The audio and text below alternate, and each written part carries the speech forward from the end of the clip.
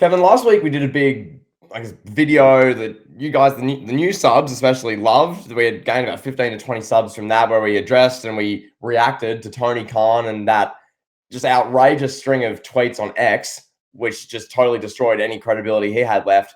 Now today, Kevin, we've got a couple of other topics which I think are worth discussing. So where do you want to start us off, pal?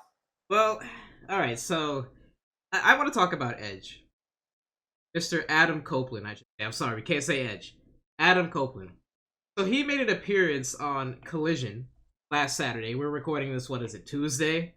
Yeah. So last Saturday, Adam Copeland was on Collision. He was doing a promo segment. I don't remember all of the personnel that were in the ring, but the main people you need to know are Ricky Starks and Adam Copeland. They're face to face in an AEW ring. And what ensued, I don't want to use the term embarrassing because it wasn't embarrassing. Like Tony Khan's Twitter meltdown, that was embarrassing to AEW and the wrestling in general. Adam Copeland, I don't know what the word is, but he could do better than what he delivered to us in an AEW ring on Collision last Saturday. So it's him and Ricky Starks. What happened? What happened? What did he do? What did Adam Copeland? What happened? Yeah, it's him and Ricky Starks in an AEW ring. This Tony Khan's playground, if you will. And they're looking at each other, and Ricky Starks, he said something that Adam Copeland didn't like. I don't remember the exact word or insult, but apparently Adam Copeland got upset. Like there are reports out there, maybe they're not legitimate reports, but there are reports out there that there's heat between Adam Copeland and Ricky Starks, and that they both went off script on Collision and shoot insults at each other. So Ricky Starks says something, I can't remember what it was. Somebody will remind me in the comments, I'm sure. It sets Adam Copeland off. Adam Copeland proceeds to say, oh, you're just a knockoff vanilla midget version of that guy from the other side. And he's referring to The Rock, and the other side is WWE. And I was just watching this and I was thinking, okay, all right, if this was, CM Punk, Saraya, somebody like that, Keith Lee, all right, fair play. CM Punk made his living off of trashing WWE even when he was in WWE, and he became a top 30 wrestler of all time on the back of trashing WWE. So when he does it, cool. But I'm watching Adam Copeland. I'm watching a legitimate movie star, a legitimate TV star, a legitimate top 15 guy of all time. Prior to an AEW intern making a match graphic with him and a dinosaur, he was top 15 all time. And now I'm watching this guy, and I feel like he's single-handedly throwing away his legacy. Like, he's so much better than making a cheap WWE reference on AEW on TBS.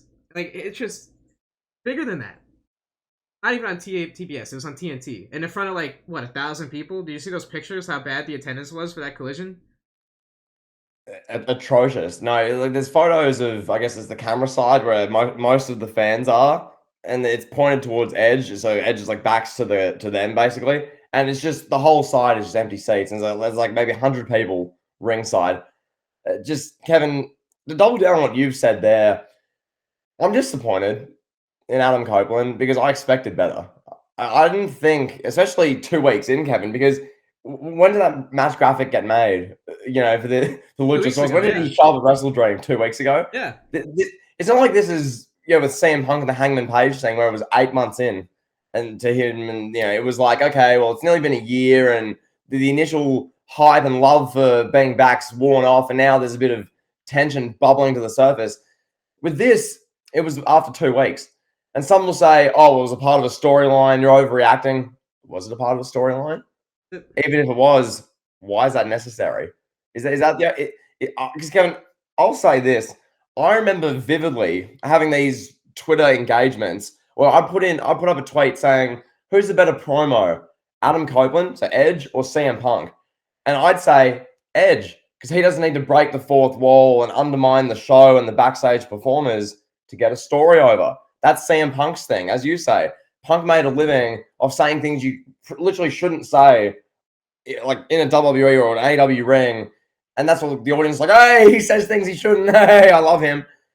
That's Punk. He used to break fourth walls to try and get over. Edge, I thought he was above that. I remember, Kevin, 2021, he's building up to the WrestleMania 37 main event. He's sitting on a steel chair by himself in the ring, cutting an amazing promo in kayfabe, how he needs this match. This match is everything to him. He needs to beat Roman Reigns, beat Daniel Bryan. Same thing the year before against Randy Orton. He even kept within kayfabe and the Finn Balor Judgment Day, all that. Gets to AEW. It's been 2 weeks, and all of a sudden he's mentioning WWE. He's calling Ricky Starks a white trash or vanilla midget version of The Rock. And it's like, what? I guess there's not enough meat on the bone with near enough anyone to create a compelling story. Is there? Because Kevin, you got Christian throwing WWE references out left and right at Edge. Edge is now doing the same thing back to now Ricky Starks, probably soon Christian. Who knows? Watch Adam Copeland say something like, well, you were never a big enough star in the other company, so I'm better than you, Christian, or something like that. That's where this storyline's going. It's just, I don't know. I expected better. I really did. Me too. And here's another reality of the situation.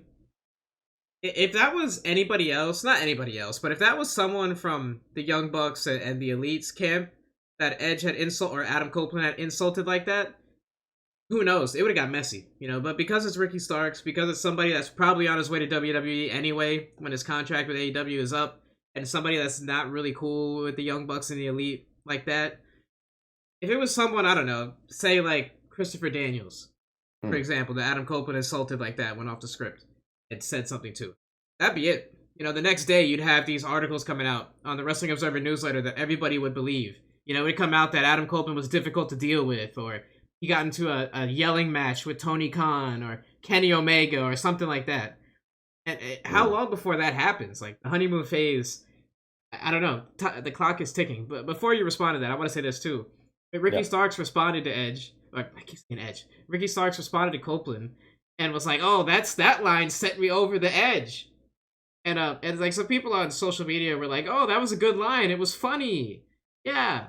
And Edge had a good line. Yeah, that was cool. He said that about Ricky Starks. Like, okay, first of all, the fact that he even put Ricky Starks and The Rock same sentence. I mean, come on. That's like comparing dollar store Coca-Cola to the real thing, Like you see the dollar store brand cola and you're like, "Oh, that's not as good as Coke." Like obviously it's not as good as the real thing. Like it's just like why? Ricky Starks, like if we did a top 500 wrestlers of all time, would Ricky Starks crack that list? Maybe. He probably would crack the top 500. But we had The Rock at number 6 and you had him at number 8. He's a top 10 guy all time. Like comparing someone like Ricky Starks to The Rock? That's egregious. No, I don't know. And just one more point on that. I mean, you're so right on the fact that if that was someone else, if that was someone who the Elite really, really messed with, if that was one of the guys in the Elite camp, if he doubled down and said that to any of Hangman Page. Well, Punk did that, and look how that turned out. All of a sudden, there's reports, there's dirt sheet rumors, there's Wrestling Observer reports. Tony Khan's in fear of his life because CM Punk headlocked Jack Perry, and a monitor fell down in gorilla position. Tony Khan felt like he was going to die, I guess. I don't know. So that happened. I'm not commenting on that just for legal purposes, but there you go. With that being said,